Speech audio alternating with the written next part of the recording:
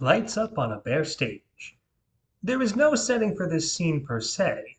It could be happening anywhere there's an open field, say, a park. There is no movement on stage for several moments until soon a girl comes walking onto the stage. She slowly sits down in the middle of the stage and opens up a book to read from. She reads in casual silence before soon a boy peeks his head out onto the stage. He spots the girl and, with a mischievous grin, he strolls onto the stage and stops before the girl, then clears his throat slowly. Hello, Lisa. Hmm? Oh, hi, Robbie. What's up? Oh, not too much, not too much. I certainly can't complain. Say, Lisa, I was wondering, would you be interested in a little game? A kind of gentleman/ladies agreement, as it were? Well, sure. Why not? What did you have in mind? Well, I have a challenge for you. I am going to ask you one question. If you get the question right, I will give you a nice, crisp. He pulls out some money from his pocket and holds it up for Lisa to see. $20 bill. But if you get the question wrong, you have to give your entire collection of Super Duper Ultra Mega Sonic Man comics to me. Even the cover variants? Even the cover variants. What do you say, huh? Do we have a deal? He slowly holds his hand out for a shake. Well, oh gosh, sure. Deal. She reaches out and shakes his hand vigorously. I could stand to get myself $20. That'll be one less time I need to babysit those bratty Miller triplets to get pocket money. Okay, lay the question on me. Robbie takes a few steps away and, almost as if addressing the audience, he speaks in a low voice. Little does she know, I intend to ask her a trick question. One that I fooled all my friends with, that I got out of a book of trick questions. Those comics are as good as mine. Now I won't have to spend a fortune trying to find them all. So, ready? Ready. Okay, here it comes. How could a man go outside in the pouring rain without protection and not have a hair on his head get wet? Robbie smirks as he slowly pulls out a large shopping bag, almost as if showing Lisa where to place the comics in, thinking she's going to get the question wrong. Lisa thinks for a moment, then, almost without hesitation, she replies. He was bald. Pardon me? He went outside in the pouring rain and didn't get his hair wet because he was bald. That, is the answer, right?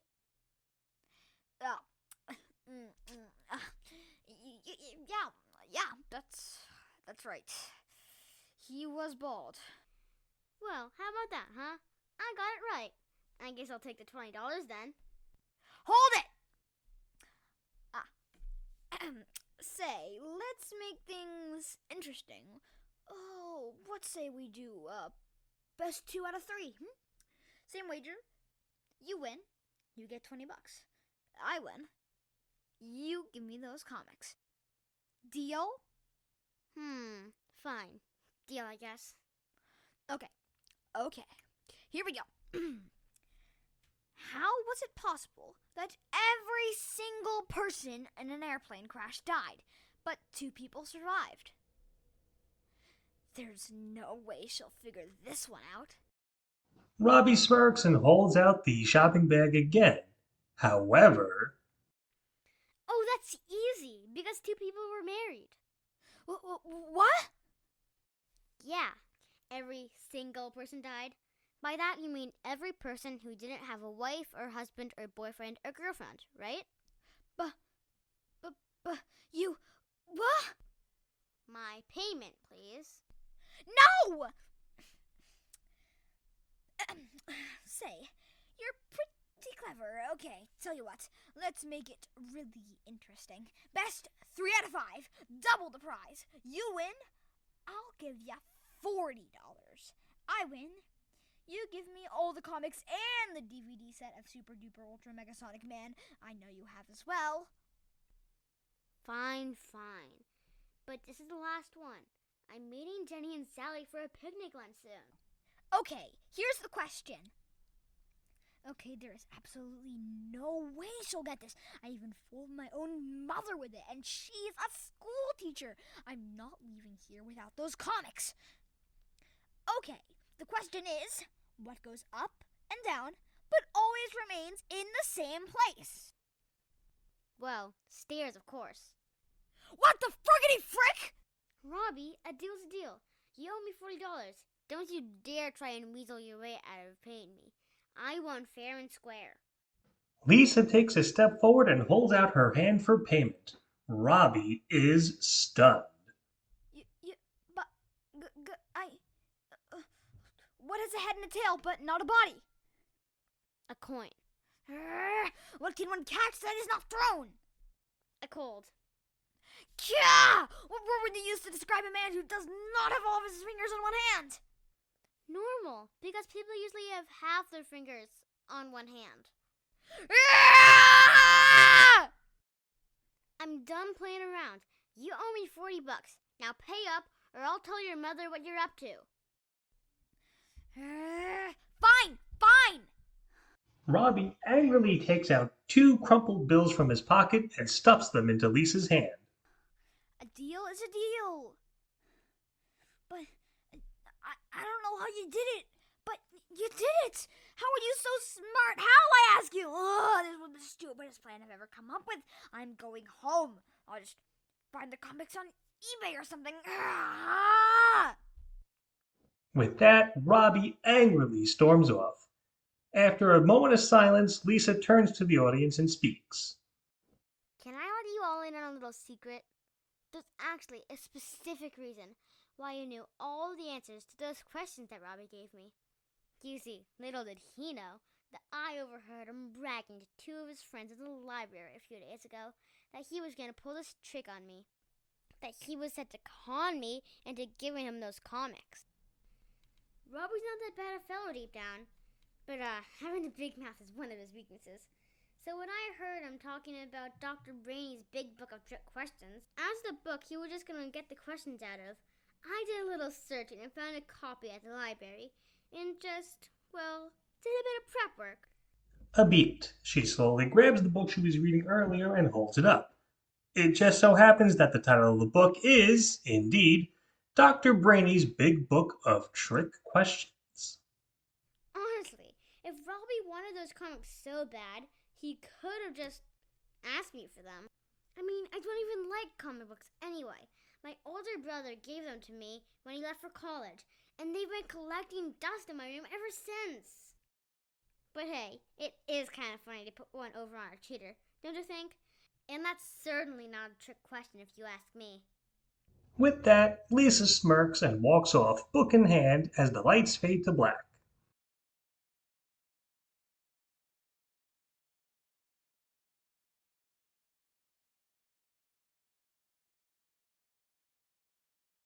Lights up on a cemetery, somewhere in the Los Angeles area. It is nighttime as our story begins, and we can hear the sound of crickets chirping, as well as an owl hooting overhead. Soon, a light hits on a figure that is seated by a gravestone within the cemetery. This is Willow, a teenage goth girl. She is dressed in the typical style of a goth: black dress, black gloves, etc. She is lit by the light of a lantern as she silently looks in a compact mirror, then begins to reapply some black lipstick to her lips. She slowly and carefully applies to her bottom, then top lip. She soon puckers up and checks herself out in the compact, then does an air kiss once, nods in satisfaction, then pockets the lipstick and compact. Soon, a second figure slowly pokes his head from off stage to look at Willow. It is a boy around her age, named Jimmy. He is a plain, ordinary, almost Kevin Arnold from the Wonder Years type of kid. He is dressed in jeans and a shirt, as well as a jacket. He watches Willow with curiosity and interest as he silently tiptoes towards her, trying not to make any noise. Of course, he's not doing a terribly good job of it, as Willow side-eyes him briefly, then smiles as he approaches. Jimmy gets closer and closer, but before he can speak, Willow speaks first. You know, it's not very polite to sneak up on someone unannounced. Don't you want to at least say hi first? Uh, Sorry about that. How'd you know I was here? Well, it may be dark out, but that doesn't mean that sound suddenly stops when the sun goes down. You crunching on the dead leaves was a giveaway, not to mention your nervous breathing in and out, and the fact that you kicked a rather large rock a few steps back. Oh. Yeah, I guess I should have realized. Cemeteries usually have, well, dead leaves and rocks lying all around. Indeed, they do. So, So? hi. Oh, er, um, hi. I am so sorry. I'm just really not used to doing this. Saying hello to someone? No, I mean, sitting in a cemetery like this, alone, at night. You're not alone. I'm here too. Me and, well, a couple of hundred other, mostly quiet people. Yeah, that too. Yikes. Don't worry, it's not like this is a zombie movie. No one's going to suddenly rise up from the ground and start shambling towards you, wanting to munch on your arm or eat your brain. Then again, a zombie uprising would be kind of awesome to watch. So, um, do you mind? I mean, if it's okay with you, if I joined you? If you'd rather be alone, that's cool too. By all means, join me. I could do with some company that'll actually talk back for once. Go on, sit. I'm not going to cast any black magic spells on you, I promise. Jimmy bashfully smiles and slowly sits down next to Willow. It's becoming clear that Jimmy seems to know Willow from someplace, and that he seems to have a bit of a smitten crush on her. As Jimmy settles into his spot, he speaks. Willow, right? That's my name. Yes. And Jimmy Backlund, right? From math class? That's me. How'd you know my name? Well, please don't take offense to this, Jimmy. But you're the only kid in Mr. Fargus's class who raises their hand to answer the math hypothetical he gives us every day at the beginning of class. Math is my best subject, what can I say? It's not a big deal. At least not to me anyway. Heck, I happen to be a history nerd, so I tend to raise my hand a lot in history class. It doesn't hurt that you're really adorable the way you raise your hand so eagerly. Mr. Fargus, Mr. Fargus, the answer is 13, 13. And old Mr. Fargus chiming in. Ah, correct as always, Mr. Backlund. Yep, good old Mr. Fargus. If you kids don't learn math, how will you ever survive after high school? So, if you don't mind my asking, how'd you know I was here? Huh? I mean, I'm in a very specific part of the cemetery, by a very specific grave. Someone would have had to spot me here before. Are you stalking me by any chance? Writing down my whereabouts in a notebook? No, of course not. I don't mean to be a creep. I've just seen you sneak here a few times before, and I got curious.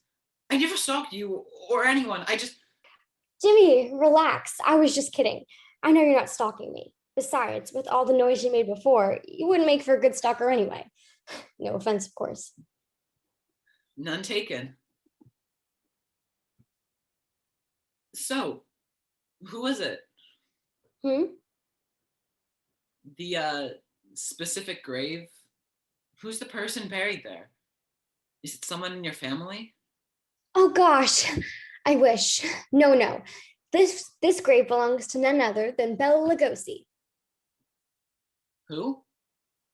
Uh, Bela Lugosi, you know, Dracula, Count Dracula. Oh, right, the old vampire dude. Yeah, the old vampire dude. Gosh, I must have watched the original Dracula movie. Goodness, I want to say 100 times. That many? What can I say? It's my favorite movie. Don't you have a favorite movie that you've watched over and over? I've watched Iron Man like 3 or 4 times, I think. Ah, Bela Lugosi as Dracula. What great acting. And oh, I don't mean by his line delivery. That, of course, was hammy and silly. I mean, that's the charm of it, but no, just by his eyes. His eyes? Well, yeah, his eyes. A beat. Willow moves closer to Jimmy and slowly gazes into his eyes. A deep, almost hypnotic gaze. Jimmy is smitten as she speaks in a sweet, low voice. I mean, just the way he really gazes at people in the movie, staring deeply into their eyes, putting them all into trances under his spell. You follow me? Uh-huh. And not just his eyes, but his hands too. The movements were so fluid, so natural, making his victims just be like jello in his hand. Yeah, Jello. And his mouth, his lips, the way he had that wicked come hither seductive smile. It really does make for an intense moment. You know his victim should flee, but they're just so entranced, so taken by him, that they can't possibly look away. Oh, wow, you were just so beautiful. I want to kiss you right smack on the lips. Or do you? Uh, I, uh, Remember, I did say that nighttime doesn't mean that sound suddenly stops, especially when people say the quiet part out loud. no, listen, I didn't mean anything bad by it. It just slipped out. Don't be mad, Willow. Jimmy, relax. It's fine. Besides, I'll do it. You'll do it? Yeah. Kiss you? I'll do it. You'll kiss me? Your lips to mine. Sure, why the heck not? I mean, you're really, really cute. And hey, it's a full moon out tonight. Bewitching romantic things usually happen during times like that, don't they? Especially by Dracula's grave, right? I guess they do. A beat. Willow smiles and inches closer to Jimmy, who still can't quite believe what he's seeing. This is happening? Yeah, For real? yes. Your lips are going to touch mine in just a few seconds? Jimmy, I told you, you need to relax. Don't be so stiff. Calm down and just go with the flow. You'll give yourself a heart attack, and you're not even middle-aged. I'm sorry. I just did not think that this would be happening. Nothing like this has ever happened before. Blurting out something like that out loud, and then the pretty girl you're talking to just being in agreement with it, and Jimmy, just relax. She smiles again, leans in, and gently presses her lips to Jimmy's in a kiss. Jimmy's eyes remain open in dazed bliss. Willow lets the kiss linger for a count of 5, then breaks off the kiss slowly. There. wow, Well, thank you. my first ever kiss. My second ever kiss. Awesome. Wait, your second kiss? Yeah, my first kiss was 6 months ago with Dylan Parker at the pep rally the football team had under the bleachers. Dylan Parker, the quarterback of the football team? Gee, he seemed to be more the cheerleader type. He is. He was dared to kiss me by some other jocks and cheerleaders. They told him, kiss the weirdest girl in school, and that girl happened to be me.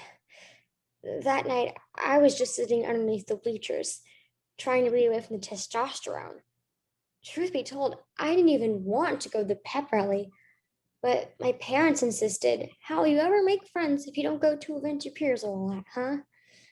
So over came Dylan to kiss me, and I wasn't going to dare say no. There were more of them than there were of me. You know what I mean? I do. I mean, it was just a stupid kiss. It didn't mean anything. To be honest, kissing you was a lot nicer than kissing him. His breath stunk, and he had chapped lips too. You're a much better kisser. I am? Yeah. She trails off into silence. Willow tries to discreetly wipe away a tear, but Jimmy spots it right away. Willow? I'm fine. I'm fine. What's up? I'm not so sure about that. People who are normally fine don't wipe tears away. You saw that, huh? It may be nighttime, but that doesn't mean that well-lit things suddenly cannot be seen. A turnabout is fair play, huh? I mean, if you don't want to talk about it, it's cool. We can talk about other things if you'd rather. It just really sucks, you know. It sucks going through life not having a lot of friends to speak of, and mostly being known as the weird goth girl that is Willow. Heck, Willow isn't even my real name, it's Greta. Greta? Greta, I know, lame, right? It's not lame to me. I think it's a rather nice name. You're very sweet. Why is it that sweet guys like you, who come into my life, I can count on one hand, Guys or girls to be friends with. I've mostly kept to myself since I was a kid. No one ever makes a move to try to get to know me, to speak to me and talk to me, to be friendly. I guess in a way that's kind of why I dove right into this goth looking attitude like this. I figured I might as well just go with it if people are going to call you the weird goth girl. Willow, if it makes you feel any better, I don't think you're weird. I mean, I kind of get what it's like to be an outcast. Not exactly popular either. Most kids just call me the goofy nerd kid. Horrible. Just horrible. Just because you're smart and funny, they call you a goofy nerd? I mean, sure, maybe you're a bit awkward and stiff sometimes, but to me, it's adorable and endearing. Not a bad thing. Willow, I kind of have a confession to make. I've always kind of had a crush on you. On me? Yeah, I mean, you're really, really, really pretty, if I'm being honest. It's just more than that, you know? You're so intelligent, so interesting. It's kind of why I came in here tonight. If it were any other person, I'd be in my room right now doing homework. But you, I wanted to sit down with, talk to. That's also why I said I wanted to kiss you out loud. Because, well, I pretty much wouldn't object to being kissed or kissing you from way back when. Gee, I've always wanted to say hello to you in school or around the neighborhood, but I guess I just got all nervous and flustered, so I chicken out each time. why wish you wouldn't have? I would have loved to have you come and talk to me. Because since we're both being honest here, I'm kind of crushing on you too. Happened for a while. Me? Yeah, you're adorably cute. And from what I've seen around, you're smart, you're funny, sweet. Oh, gee. You need to not be so tense and stiff around me and other people, but that's a different story. Yeah, I've been trying to work on that. I guess I'm just not used to someone like you being so kind to me, or wanting to talk to me, be friendly with me. Kiss you on the lips. Yeah, kiss me on the lips. The two shyly smile and inch closer to one another. Willow shivers a bit from the cold, and Jimmy slowly takes off his jacket and puts it around her shoulders and arms. She smiles and snuggles into the jacket a bit, then looks back to Jimmy. Shyly, slowly, the two lean in and kiss again. Jimmy is now less nervous, less stiff. The two gently embrace as the sweet, plain but memorable kiss goes on for a few seconds, then the two break off and smile. I told you that you're a good kisser, especially when you relax. Thanks. I think I'll tell people that you were my first kiss. My first proper run anyway. And Dylan Parker can smooch my entire backside if he tries to complain about it. Me as your first kiss, huh? I like that narrative. Me too. Walk me home?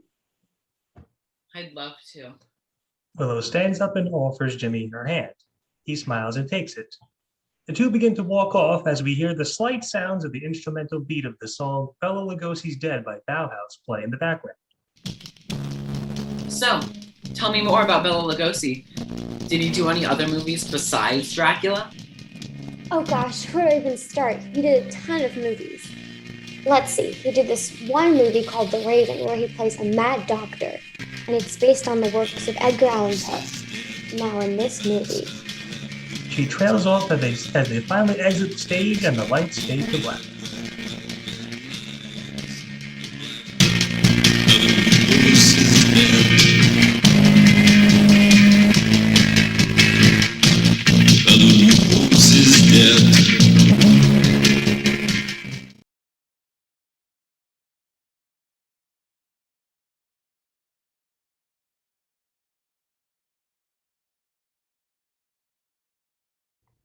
Lights up on a living room setting in an anywhere USA kind of town.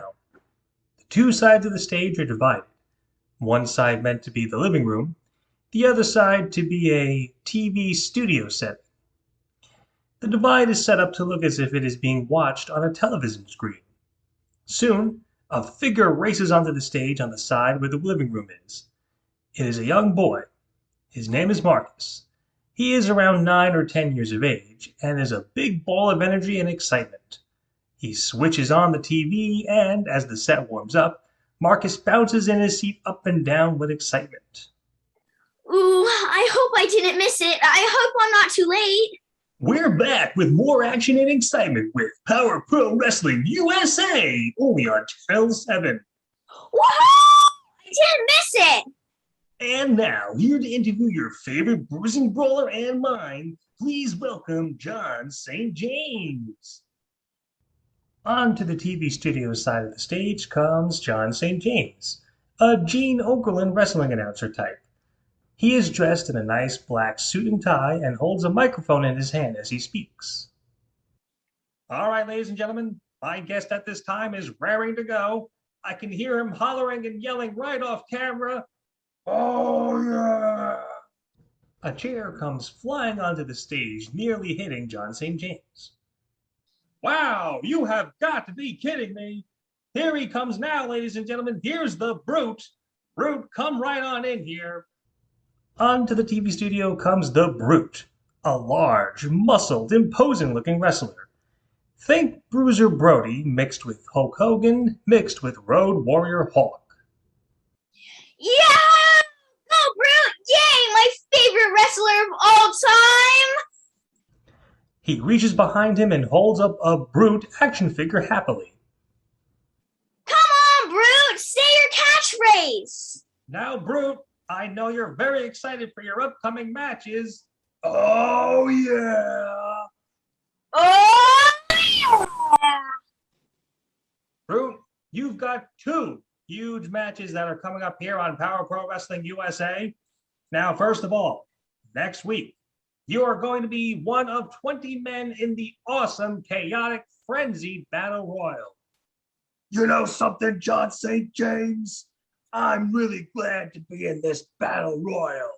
It's my favorite type of matchup, being able to pick a fight with 19 other guys. And trust me when I tell you, I'm not going to play favorites. All 19 of you are going to get it from me equally. And the one thing you all better realize is that when the dust settles, I'm going to be the last one standing in the ring. I'm going to be deviating septums, ripping out goozles, and knocking tartar off the teeth of any bozo stupid enough to not just jump out of the ring when the bell rings. As this goes on, Marcus's older brother walks into the room, aged around 12 or 13. He watches the interview and rolls his eyes a bit at it. The Brute's gonna kick butt next week. He's gonna deviate septums, rip out googles, and knock tartar off of teeth. Oh, give me a break. Well, Brute, the prize for winning the Battle Royal is only the cheers of the fans. A week afterwards, though, you have a chance at the ultimate prize. Because as we are all well aware, you'll be locking up with the Power Pro USA World Champion, Pretty Boy Eddie Floyd. Blah. Pretty boy Eddie Floyd is a big sissy, a coward. Brute's gonna kick his butt to the moon. I gotta tell you, John, I've been prepping for this match for weeks and weeks now. I've been staring at pictures of Pretty Boy Floyd, looking at that dumb smirk of his on his big doofy face. By the time I get done with him, he's not gonna be so pretty anymore. In fact, he might need to change his name to Intraction Eddie Floyd. And after I rip your head off your shoulders, pretty boy, you big geek, I'm gonna hoist that world title over my head and show it off to the little brutes in the audience. It's gonna be my new prize. It's gonna be mine. All mine. Yeah! All right, Brute. You'll be the new champion for sure. You know all this stuff is fake, right? Fake? Yeah, they don't really hit each other in the ring. It's all pretend. And the Brute doesn't hate Pretty Boy Floyd. They're probably friends in real life. Psh! How do you know that? Huh? Because I'm not a naive little squirt like you. Go away before I give you the Brute bomb. Marcus's older brother rolls his eyes and walks off as John St. James speaks. Remember, folks, tickets for next week's Battle Royal are on sale now at the Mandolin Arena in downtown Anderville. Kids' tickets are only $10, but be quick because tickets are flying out the door fast as we speak. The Mandolin Arena? In downtown Anderville? Isn't that right by here? Mom, can we get tickets for the Power Pro Wrestling USA? Blackout and scene change. We soon hear the sounds of a crowd cheering in the darkness and an announcer calling the action as we slowly begin to set up the stage for what appears to be the outside of the Mandolin Arena. Okay, folks, here we go. We're down to the final 4 men in this awesome battle royal. It's the Brute, Mighty Joe Chaos, the Masked Mauler, and Killer Cadogan. Uh-oh. It looks like Mighty Joe, the Mauler, and Cadogan are ganging up on the Brute, as he's the absolute fan favorite. Oh no! They have him hoisted up on the ropes and teetering. The Brute is a goner if this keeps up. But listen to those chants for the Brute. These fans are firmly behind him, and it shows. Look at this. The Brute is getting a burst of energy. No doubt from those fans being behind him. And he shoves all 3 men backwards with his tree trunk legs. Oh my! The Brute is going bananas. He's hitting everything that moves with lefts and rights. Look out! The Masked Mauler has been tossed over the top rope by the Brute. He's eliminated. Here comes Killer Cadogan. The Brute's ready for him though. Wham! What a right hand by the Brute. and Killer Hadouken tumbles over the top rope. He's out. Uh-oh. Mighty Joe Chaos, the sneak that he is creeping up on the Brute. Look out, Brute, turn around. Oh, the Brute spots him in time. He grabs Mighty Joe, lifts him up, and... oh, he just hit the Brute bomb. Mighty Joe Chaos is twitching on the mat. There's no way he recovers from this. And the Brute passes him out like last Tuesday's trash. He's done it. He's won the Battle Royal. Here is your winner of the Battle Royal, the Brute.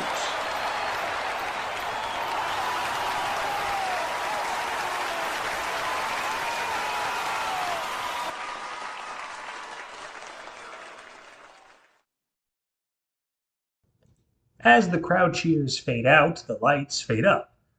Outside of the arena, Marcus is standing by excitedly. He is carrying the souvenir program along with his The Brute action figure. He is standing by a parking garage-like area where, presumably, the wrestlers all head out of. He paces back and forth for a few moments in silence. Soon, we hear a car horn honk gently twice. Marcus turns to the sound of it, then speaks to someone off stage. Just 5 more minutes, Mom. I promise. 5 more minutes. I just want to see if the Brute comes out this way. All of the other wrestlers came out. Maybe he will too. Marcus watches the exit to the arena intently, silently, excitedly. Several moments pass, but no one emerges. As the seconds pass, Marcus nervously glances towards the car his mom is in, then back to the exit, then the car again, then the exit. Gosh, I sure hope he comes out. I'll be bummed out if I miss him. How will I be able to talk about this at school? With my friends, if he doesn't come out before I have to leave. Soon, we hear some scattered cheers from off stage. Marcus cocks his ear to listen. Woo, yeah. Hey, way to go, Brute! Yeah, Brute, great job winning that Battle Royal. You showed those guys what for. Did they say Brute? I think they did. Slowly out comes the Brute on stage. However, he is not in his wild wrestling persona and costume. Rather, he is wearing street clothes and slowly, silently, tiredly making his way across the stage. Marcus beams with delight as he watches the Brute go past him. Oh, wow. There he is. There he is, the Brute. I'm so excited. Excited and nervous, too. Gosh, I've never met a wrestler up close before. Excuse me, Brute! The Brute slowly stops and turns to look at Marcus. He is very tired, but he doesn't want to be rude. He beckons Marcus over with a finger. Hey, kid, come on over. Really? Really. But make it quick. I gotta get going. It's awfully cold out. Oh, phooey. You broke out of a glacier somewhere in the Arctic, didn't you? That's your origin story. You don't mind the cold. So you remember that, huh? Sure I do. What's your name, little Brute? Marcus. Marcus hands the Brute the souvenir program and a marker to sign it. The Brute slowly begins to scribble his signature on it. To Marcus. Brutalize everything in your way. You're wild man, the Brute. There you go, kiddo. Thanks, Brute. You go and kick Pretty Boy Floyd's butt next week. I intend to. That big geek's not gonna know what hit him. See you around, kid. The Brute begins to go off as Marcus watches him, still starstruck. Wow, the Brute talked to me and gave me his autograph. The other fellas aren't going to believe this at school. Gee, the Brute acted differently here than he does on TV. He wasn't yelling and screaming and throwing things around like he does when he talks to John St. James. Is my brother right? Is all this fake? What's this I hear now? Huh? Oh, sorry, Brute. I was just saying, my older brother told me wrestling is fake. That you guys don't hit one another for real, and that you and the bad guys are friends in real life. I was thinking maybe he might be right. I don't know. But thanks for the autograph anyway, though. Hang on. Come here a second. Marcus, was it? Me? Yes, sir. Fake, huh? Is that what your brother said? Uh huh. Well, let me ask you something, kid. Did it look fake to you when I knocked those three bozos, Masked Mauler, Killer Hadouken, and Mighty Joe Chaos out of the ring? When I hit them so hard their sinuses caved in? No. And did it look fake to you when they hit the arena floor and they splatted like water balloons? No. Well, then, what does that tell you, huh? It's real? Exactly. Now, listen. Don't let other people try to ruin your fun like that. You got me? Never mind what your brother, that big geek, says. As long as you believe it in your heart, as long as you enjoy it, as long as you like it, it's always real. You get what I'm saying? Yeah. Attaboy. The Brute slowly ruffles Marcus's hair and grins. All right, you head on home. It's getting late for a kid like you. The Brute slowly heads further off, but before he does, we hear a fan call out. Hey, Brute, give us your call. Oh, yeah. Wow. I knew it. I knew it was real. I knew my brother was a boogerhead. Wow, what a guy. The Brute. He ruffled my hair. Golly, I'll never wash this hair again. He heads off, all smiles, as the lights slowly fade to black.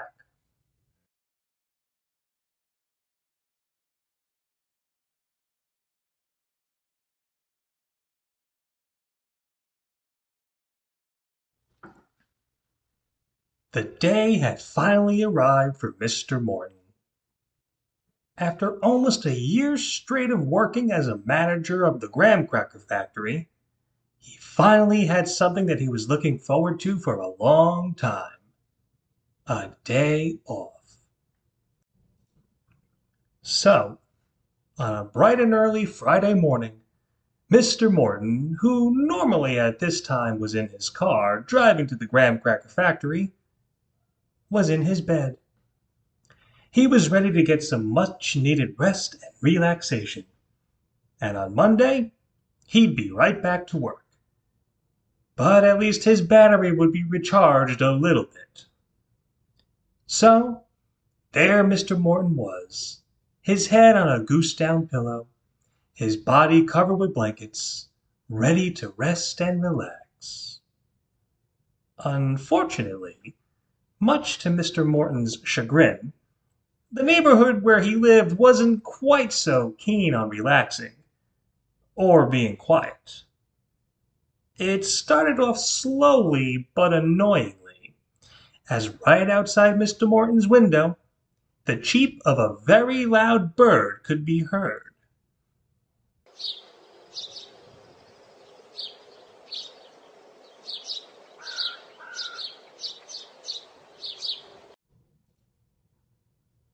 Mr. Morton frowned in his sleep and tried to sink his head deeper into his pillow to try and block out the noise.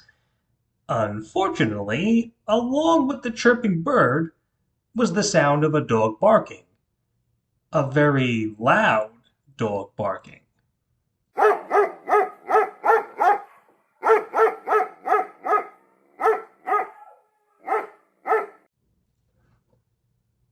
Poor Mr. Morton covered his head with the pillow to drown out the noise, but try as he might, it did no good. Soon he heard the sound of someone mowing their lawn, And this lawnmower did not have a quiet engine.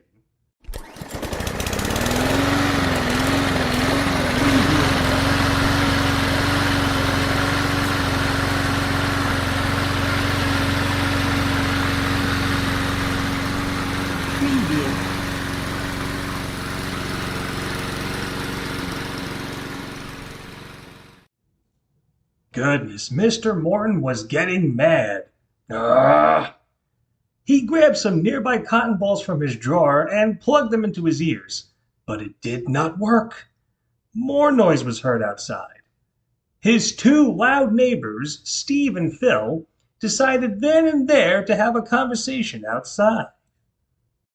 Hey, Steve! Oh, hi, Phil. How you doing? Pretty good, Steve. Hey, did you catch that ball game yesterday? I sure did. Boy, that umpire sure was a bum, wasn't he? Yeah, that was a strike, not a ball. Not only that, but a man was heard screaming from somewhere around the neighborhood. Mr. Morton didn't know who it was or why they were screaming, and he most likely didn't want to know either. No! No! Oh my God! No! No! Yes!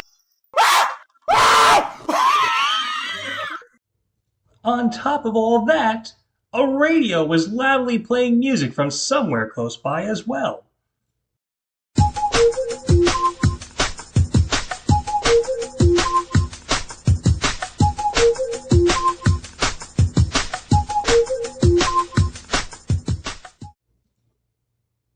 Mr. Morton had it.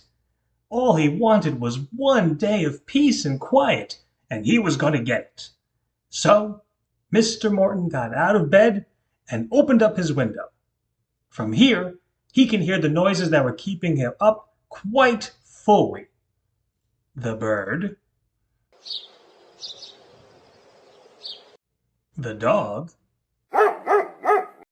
the lawnmower,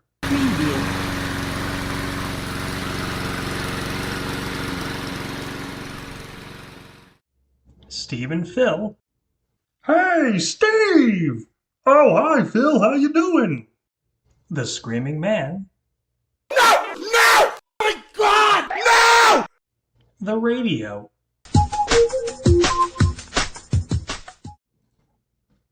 Everything. But now they all seem to be mixed together in an ear-splitting symphony of chaos. No! No! Hey, Oh Steve! my God! Oh, hi, Phil. How you doing? Pretty good, Steve. Hey, did you catch that ball game yesterday? I sure did. Boy, that umpire sure was a bum, wasn't he? Yeah, that was a strike, not a ball.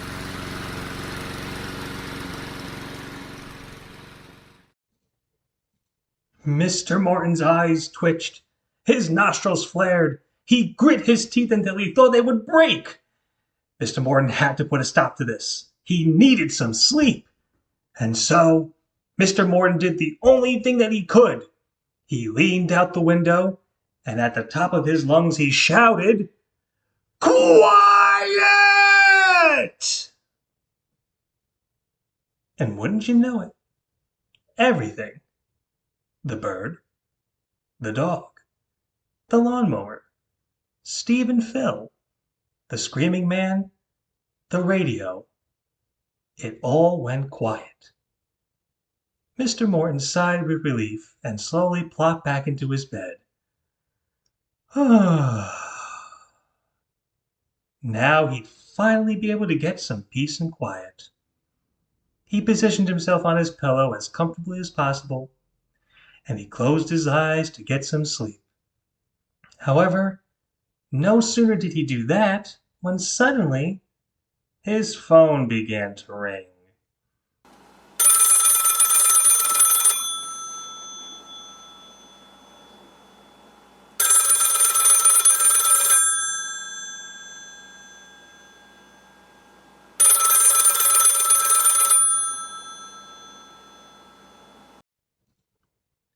Oh, goodness, who on earth could this be? Mr. Morton picked up the phone to answer it. Hello? It was Mr. Muckleberry, the assistant vice president at the graham cracker factory. "Mr. Morton, I'm terribly sorry to disturb you, but there's a big problem down at the graham cracker factory. It appears the mechanism to punch holes into the crackers is on the fritz. We can't get a hold of the repairman on the phone to fix the problem. Would you mind coming to the factory to help us out? I'm sorry if this is an inconvenience, but hey, at least it's Friday, right?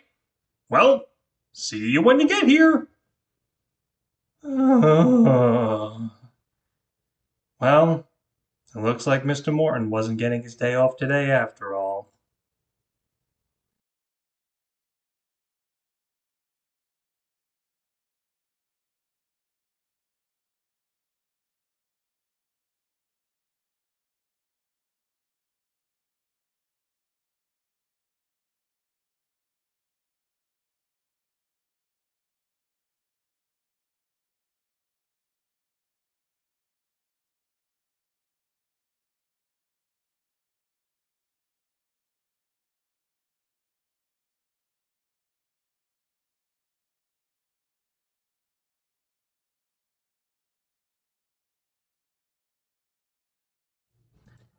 Lights up on a peaceful, quaint, tranquil farming town, possibly somewhere in the Midwest. We are near the outskirts of a barn somewhere on a farmer's property. In the distance, we can hear the sounds of various animals grazing, birds chirping, and some farm equipment humming along. Soon, an old farmer, grizzled and wise beyond his years, comes walking onto the stage, carrying with him 2 bales of hay under each arm. He notices the audience and, putting down the 2 bales, he sits upon them and speaks. "All of you, I'm sure, have heard of the famous line in the poem by Alfred Lord Tennyson. 'In the spring a young man's fancy lightly turns to thoughts of love,' right? Well, in my long life, I've sometimes noticed that these kinds of fancies seem to happen in, let's just say, the summer.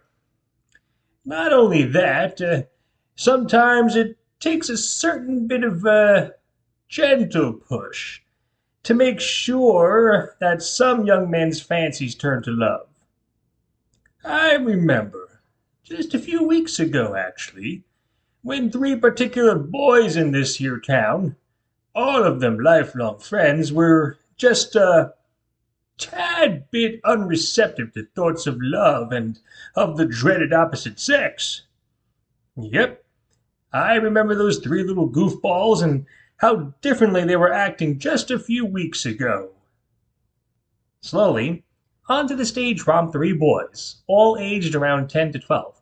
They are laughing, joking, jostling, and play fighting with one another as they head on. The old farmer watches them and smirks. "Yep, there's the 3 knuckleheads now. I remember. It was a day like any other. I was busy stacking hay to give to my horses for later, when those 3 came barreling on like bulls in a china shop. They do this almost every day in the summer, laughing, hollering, wrestling, shoving, the works. If I had it my way, I'd put those 3 lazy loafs to work doing chores on my farm. I'd even pay them for it. But no, those 3 had their own ideas. Well, rather that first boy there, the one on the left, he had the ideas. Those other 2 just went along with it." Indeed, from the left we see boy 1, who, by the way he carries himself, like he's 10 feet tall, is the leader of the trio. Boy 2 is next to him, and he seems to be the joking prankster type, as he's very animated and has a grin on his face. Boy 3, despite playing with the other 2, seems to be more of a quiet, shy type. He seems to more just go along with the crowd rather than have his own thoughts. All right, gentlemen, this is it. It's the summertime. Yeah, summer. Not so stupid teachers, their textbooks, and crummy homework. I say we make a vow to one another, the 3 of us. We're going to make this summer the absolute best one of our lives. It'll be adventure every day. We'll go swimming, go hiking, explore the woods, go to some ball games. The works. Second that. I third it. As for the things we won't give a heck about, firstly, no stupid, silly, back-breaking summer jobs. Yeah, that means you, Gramps. No feeding your chickens, carrying your hay, or cleaning up after the cow poop. Secondly, no doing any kind of preparation for school in September. That means no schoolwork, no textbooks, and no reading. Except comic books, right? Oh yeah, of course. Comic books are fine. What about those detective stories you can get for a quarter at the drugstore? Or the Tarzan books, or those cool sci-fi books, or... Yes, that's all fine. Just no stuffy, dusty old textbooks. That's all. Now then, third of all, and this rule I cannot stress enough, is the most important. No girls. Amen to that.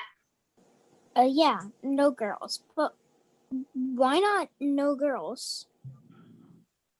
Why not no girls? Why not no girls, he says. Get a load of him. I'll tell you why. Because all girls like to do is silly, stupid, goofy nonsense.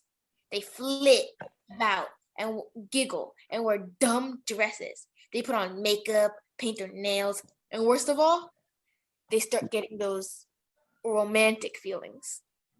Ugh, it's worse than my mom's meatloaf. Romantic feelings? Well, yeah. They see a bunch of fellas like us. They want to start doing mushy stuff. If you give them enough rope, they'll want to start holding hands. Yuck.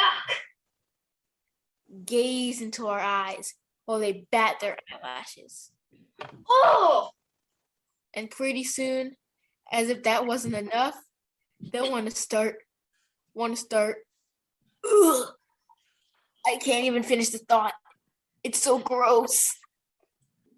What do they want to start doing? Come on, spit it out. You're making me nervous. Everything makes you nervous. Soon, they'll want to start kissing on us. Kissing? Kissing? Kissing. Yeah. Girls like that make me positively ill. Just the way they look at you all goo-goo-eyed, then puckering up and trying to smooch you on the nose, the cheek, even the lips. The lips! Gosh, is it really that bad? Of course it is. For example, my older brother and I used to do everything together.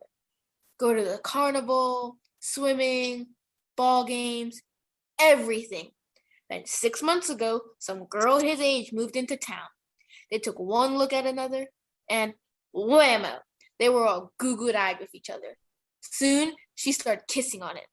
And what's worse, he liked it. He'd kiss her back, on the lips especially. It seemed like every time I'd see the two of them together, his lips would be locked to hers. Oh, I'm gonna be sick. How horrible.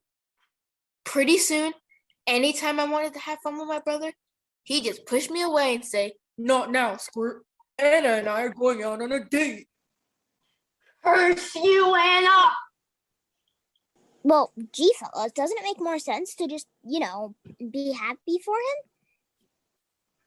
I mean, just like the fact that he's found himself someone nice. Did you take your sissy pills today before we met up? Nope, it's decided. Us three aren't gonna let love and mushy stuff like that infect us. No girls, none at all. None at all. None at all. Oh, brother. Something you want to say to us, old timer? Yeah, Gramps. If you have something to say, spit it out. Watch how you talk to me before I kick you two dopes into next week. What's so funny about what he said, sir? What's funny is I happen to think it's cute that you three think you can escape it. Escape what? You know what. We don't, or else we wouldn't have asked. Well, he beckons the three boys closer. They all gather around him.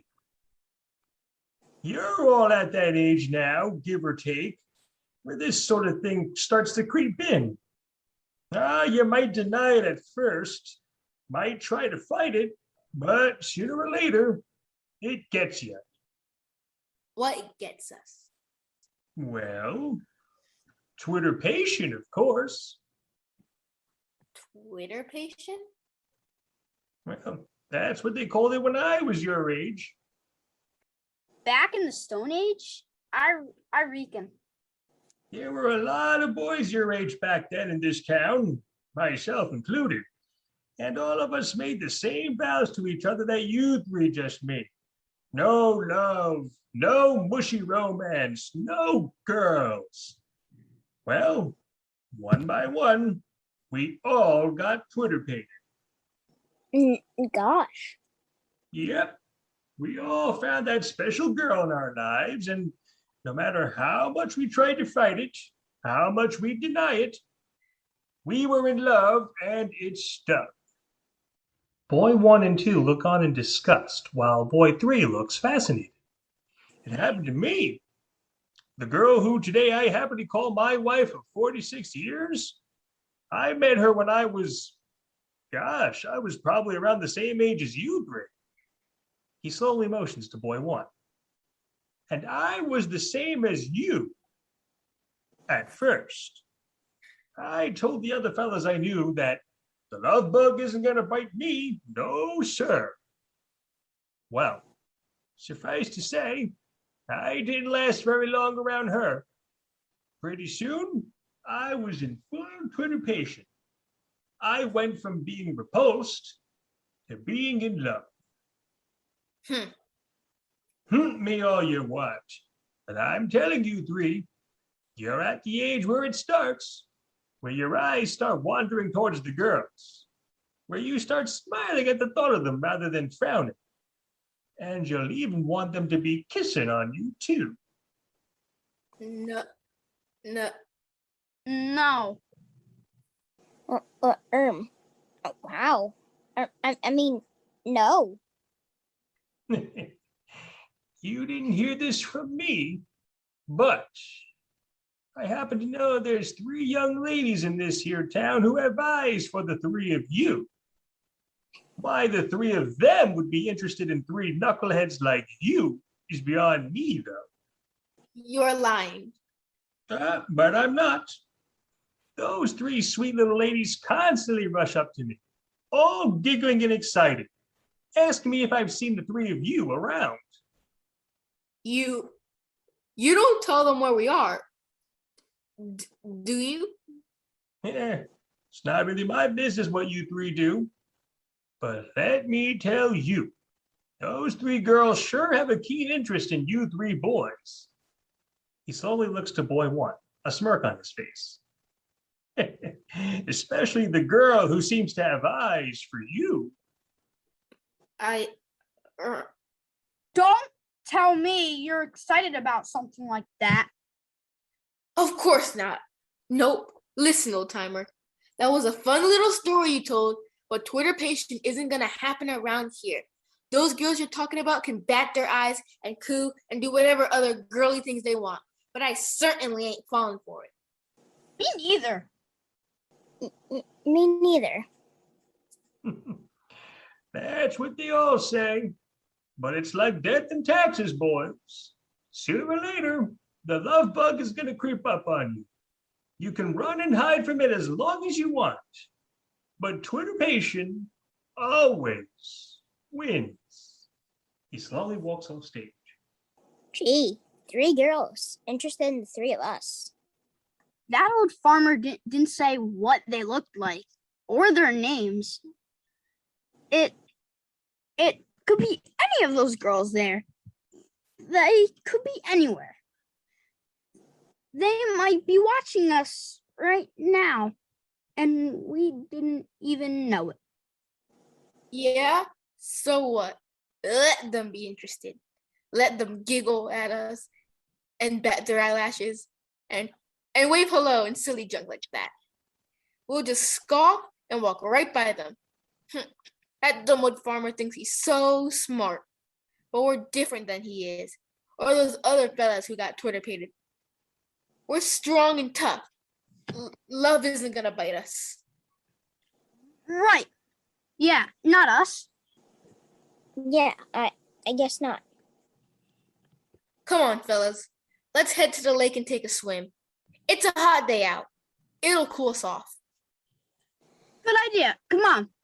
The 3 boys race off excitedly. Blackout and scene change. We are soon near a patch of trees in a somewhat wooded area of town. Boy 3 walks on first, followed by Boy 1 and Boy 2 a few steps behind. Boy 2 stifles a laugh and elbows Boy 1 in the side. Watch this. He goes up behind Boy 3 and steps on the back of his shoe, causing it to pop off his foot. Flat tire. Ha ha, very funny. Boy 1 unties the laces on Boy 3's popped off shoe meanwhile. Oops, the tire lost its treading too. Ha, good one. What do I bother hanging out with you two? We're just messing with you. It's all in good fun. Hey, would you look at that? An old abandoned car. Gee, some older boys must have left it here. Let's go check it out. I'll catch up with you. I have to change the tire. Don't take too long, dummy. Boy 1 and 2 laugh and race off. Boy 3 sighs and begins to fix the laces on his popped off shoe, then slowly puts it back on his foot. They always trick me with that flat tire routine. One of these days, I'll trick them right back. Seconds later, we hear the sound of footsteps rustling through the trees. Boy 3 looks up, a brow raised. Well, is someone there? More rustling is heard, as well as some leaves crunching. Someone is obviously walking around close nearby. Boy 3 frowns. Very funny, you two. Very funny. More rustling. Boy 3 is now getting quite annoyed. I'll sock you both in the jaw if you keep this up. Just cut it. Ow. Boy 3 scrambles to his feet, looking around nervously. We soon hear more noises coming from somewhere.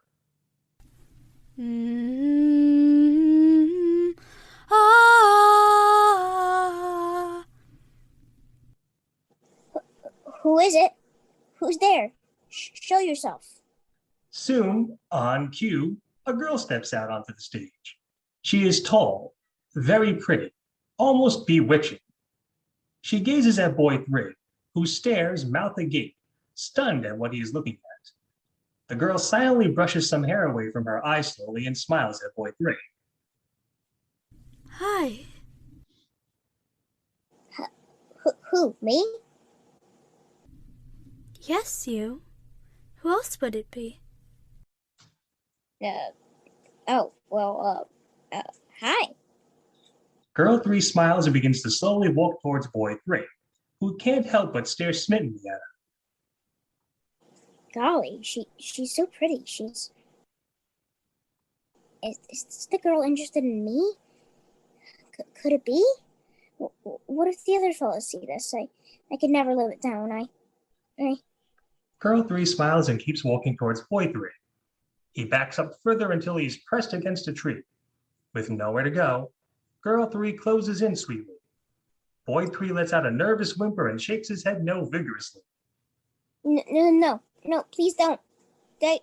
Stay away from me. I don't want to be Twitter pated. I just want to have fun with the other fellas, not be in love. Girl 3 does not answer. She simply smiles and moves in closer. Please, I don't want this. Do I? No, I don't. I won't. Shh. You talk too much. Girl 3 smiles, leans in, and delicately, gently pecks Boy 3 on the lips. She soon backs away and smiles, giggling a bit as she does. Boy 3 is dazed. He touches his hand to his lips briefly, then lets it drop. Slowly, his horrified look turns into a smitten smile. He is Twitter-pated for sure. He soon eagerly puckers his lips out, hoping for a second lingering kiss from Girl 3. However, after several moments, nothing happens. Boy 3 slowly opens one eye, then the other. He unpuckers as he now sees Girl 3 slowly walking away.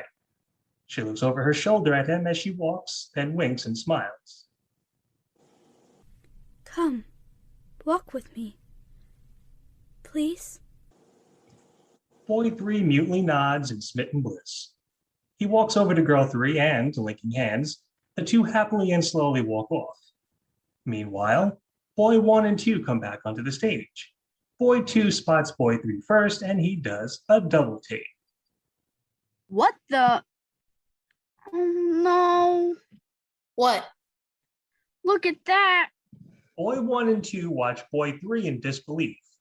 Boy 3 spots the other two and, giving them a sheepish, "What you gonna do?" smile, waves to them and heads off with Girl 3. Well, how do you like that, huh? He's gone off with some girl. You traitor. You Benedict Arnold. Come back here. But just leave him. Sissy that he is. He's right. Why do we bother hanging out with him? Him getting lured away by some girl just seals the deal. Come on, let's head to the lake. He can go be mushy with that girl as much as he wants, as long as it's not near us. Right. You said it. Lead the way. Blackout and scene change. In another clearing by the woods, Boy 1 and 2 come back onto the stage. Boy 1 slowly turns to Boy 2. Okay, I'm gonna scout ahead and check for some leeches in the water. Then I'll come back over and let you know where we can best jump in. Sounds good to me. Hey, do not let me catch you getting all goo-goo-eyed with some girl. Got it? Of course. I mean it. Our friendship will be through if I see you do what that other sissy did earlier. Got it? Yeah, I got it. Swear it? Cross my heart and hope to die. Stick a needle in my eye. Okay, just stay right here and don't move. I'll glue my feet to the ground if it makes you not freak out. Boy 1 nods and goes off, but he points a warning finger one last time at Boy 2. Boy 2, in turn, does a cross my heart motion with his hand to his heart. With that, Boy 1 walks off as Boy 2 frowns and shakes his head. Who does he think he is barking out orders like that? I said I would do something. I'll do it. Sheesh. What? He's my mother or something? Sometimes I like to punch his lights out.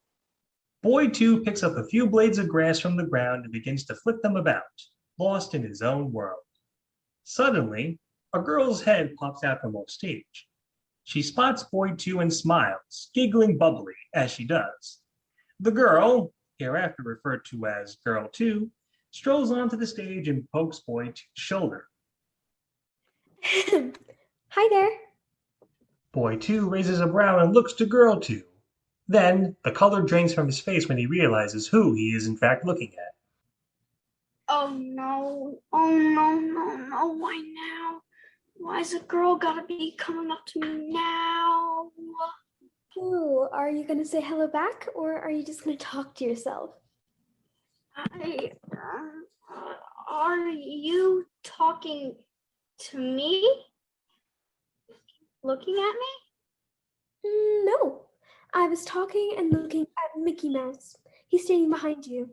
He decided to visit our tent from Disneyland and wanted to say hello. Of course I'm talking to you, you dummy. Get out of here. I'm not looking to talk to any girls. Beat it. Scram. Well, you're being ruder than usual today. You're so lucky that you're really, really cute. Ruder than usual. Do I know you? Have you seen me around before? Yes, I have. That's gotta be the girl interested in me. Like that dumb old farmer was saying. Gee, you must love having conversations with yourself if you're doing it again. Look, just buzz off before my friend gets back. Got it? Girl 2 sticks her tongue out at Boy 2, who does the same right back to her, then turns away from her. Girl 2 thinks for a moment, then, with a smirk, she walks over to Boy 2 and kisses him on the cheek for a few moments. Mwah. What'd you do that for? Because I like you. Well, unlike me, if you please, now just go away. Boy 2 walks off a few steps from Girl 2 and frowns, turning his back to her. Girl 2, undaunted, struts up to Boy 2 and kisses his other cheek, again lingering for several moments as she does. Mwah. Now cut that out. Make me. Oh, I will. You just watch. You try that again, I'll boot you into that lake. Silence. Girl 2, almost as if daring him, puckers her lips out and leans in towards Boy 2. He frowns and backs away from her. That's it. That's it. I warned you. Come at me if you have the guts. Boy 2 frowns and rolls up his sleeve. Girl 2 calmly takes out the bow in her hair and tosses it aside, then rolls up her sleeves and cracks her knuckles. Boy 2 is slightly taken aback by this, but he puts on a game face and puts his dukes up. Girl 2 puts hers up as well. Boy 2 frowns and charges at Girl 2, and the two tussle briefly on their feet before they fall onto the ground, rolling about. I'll get you. Not if I can get you. Take this. Take that. Why you? The two kids stop rolling about and settle on the ground next to one another, both panting as they do. I just gotta catch my breath. Then I'm gonna... Boy 2 slowly locks eyes with Girl 2. A beat. A smitten smile slowly spreads across Boy 2's face. You're gonna what? I'm gonna just stare into your really, really beautiful eyes. Oh, you. Girl 2 leans in and gently pecks Boy 2 on the lips. A long beat. Boy 2 is dazed, over the moon. Oh, wow. And that dummy by the lake said kissing on the lips was gross. Well, he was wrong. Boy 2 and Girl 2 both get up and dust themselves off. Boy 2 spots Girl 2's bow and picks it up, then shyly hands it to Girl 2. She smiles and puts the bow back in her hair, and she sweetly offers Boy 2 her hand. Boy 2 eagerly takes Girl 2's hand, and the two begin to happily walk off. Meanwhile, Boy 1 slowly begins to come back on stage. Okay, I found a good leech-free spot. It's just over... What? You've got to be kidding me. I was gone for 2 minutes. You... Sorry, pal. We can hang out later. Or tomorrow. You're a traitor too. And a sissy. Just like that other traitor. Fine. Go on and hold hands with that girl and walk away. Go do disgusting, mushy, lovey-dovey stuff. I don't need you. Our friendship is through, you louse. Boy 1 storms off. Blackout. Scene change. We are now near the lake. Boy one stomps onto the stage and huffs, picking up a few rocks as he does. How do you like this? Abandoned by two finks that I thought were my friends. But no, they betrayed me. For girls of all things. If those two think I'm going to be friends with them after this, they have another thing coming. As boy one continues to skip rocks, a third girl, hereafter referred to as girl one, walks onto the stage. She watches boy one with a small smile. It's obvious from the look on her face she's seen boy one around town a lot. She quietly approaches boy one until she's directly behind him, watching him still skipping rocks. Soon she breaks the impasse. Hello. Hey yourself. You're awfully good at skipping rocks. Could I maybe try my hand at it? It's a free country. Boy one looks at girl one and hands her a few rocks, then turns his attention back to the lake. A long beat. Boy one suddenly realizes who he just handed rocks to. Wait a minute. Thanks for the rocks. Whoa. Boy one, in surprise, stumbles back a bit and falls off stage, and we hear the sound of water splashing. He has obviously fallen into the lake. Girl one drops her rocks and puts her hands to her mouth, stifling laughter as she does. Boy one is soon heard sputtering off stage, and he scrambles back on stage, soaking wet. Ugh, my clothes. Ugh. Are you okay? You're not hurt, are you?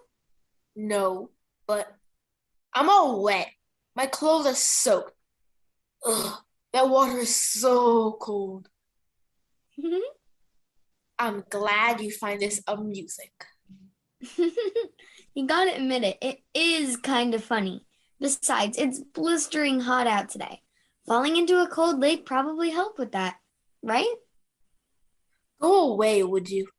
I don't feel like talking to anyone, especially a girl. Boy one goes to a nearby tree and tries to dry himself off as girl one watches him for a moment, then goes up to him and taps his shoulder. I said go away. Listen, I'm really sorry if I scared you. You have to believe me when I tell you I didn't mean for you to fall in the lake. Whatever.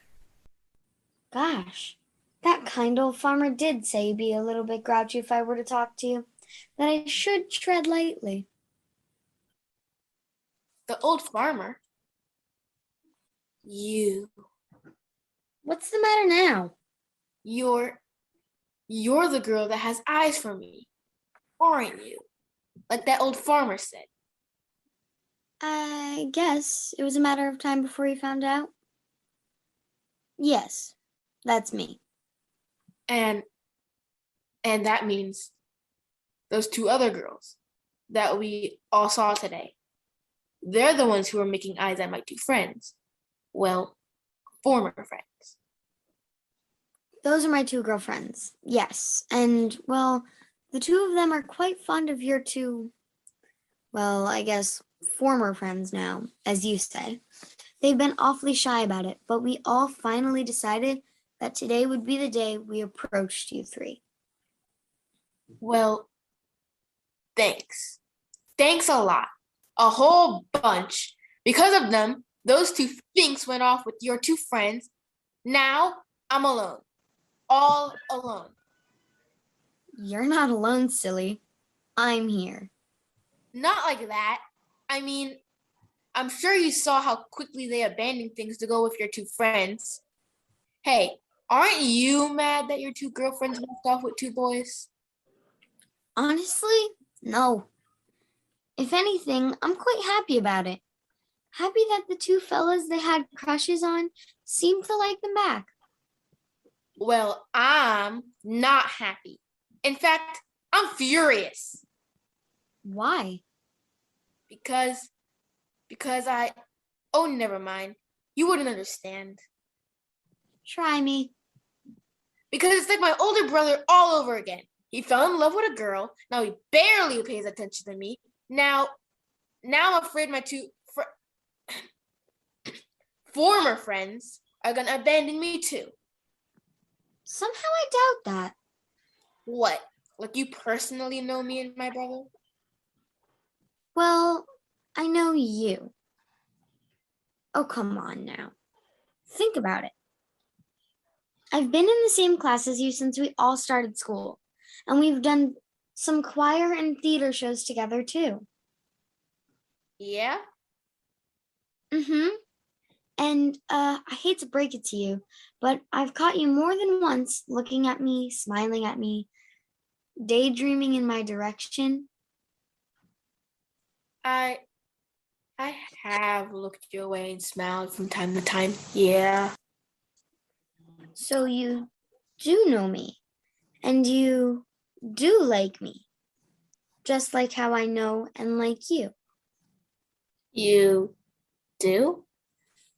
Sure, I do. You're adventurous, funny, sweet, and extremely good looking too. Oh, oh, gee. Twitter patient is winning. No, no, no. I can't let this happen. Why not? What are you so afraid of? Is it because you think you'll abandon people like you think your older brother did, or your two friends?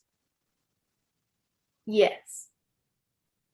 If I may ask, does your brother really ignore you completely, even if he is dating a girl his age? Well, Be honest. well, no. No, he doesn't. We still do things together, but not as much. Now, do you really think your two friends will spend all of their time now with my two friends? I can tell you without hesitation, I know my two friends won't just spend time with them. As much as my two friends like your two friends, they do like to see other people around town.